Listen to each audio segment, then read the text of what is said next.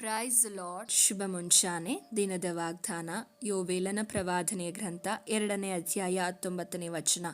ಇಗೋ, ನಾನು ಧಾನ್ಯ ದ್ರಾಕ್ಷಾರಸ ತೈಲಗಳನ್ನು ನಿಮಗೆ ಕಳುಹಿಸುತ್ತಿದ್ದೇನೆ, ಅವುಗಳಿಂದ ನಿಮಗೆ ತೃಪ್ತಿಯಾಗುವುದು. ದೇವರು ಇಂದು ಮುಂಚಾವನೆ ಸಮಯದಲ್ಲಿ ನಮಗೆ ವಾಗ್ದಾನ ಮಾಡ್ತಾ ಇದ್ದಾರೆ.